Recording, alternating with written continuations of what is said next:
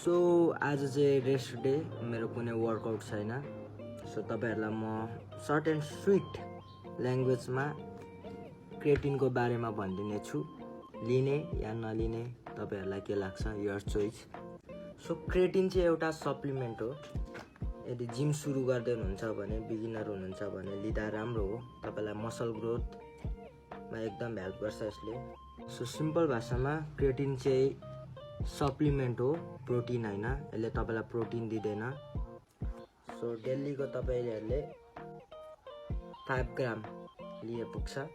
Before workout, after workout, with meal जसरी खाए पनि केही फरक पर्दैन। जस्ट यो खाइसकेपछि चाहिँ तपाईले दिनको 3 देखि 4 लिटर पानी खानै पर्यो। वाटर भनेको 400 मिलिलिटर, 250 मिलिलिटर, 500 मिलिलिटर जति हालेर पनि बनाएर खादा हुन्छ।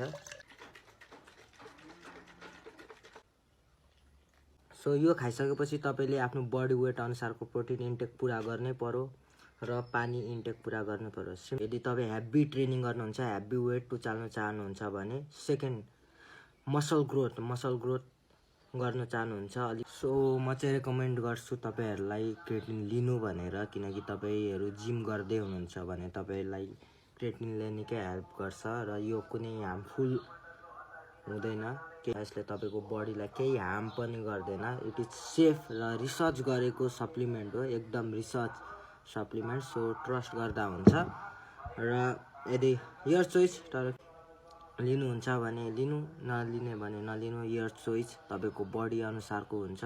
क्रिएटिन लिएपछि आफ्नो प्रोटिन इन्टेक पुरा गर्नु, वाटर इन्टेक पुरा गर्नु, त्यही हो र। यदि केही सप्लिमेन्टहरुको बारेमा कन्फ्युजन छ भने कमेन्टमा तपाईहरुले मलाई क्वेशन गर्दा हुन्छ, म ट्राई गर्ने छु बुझाउने।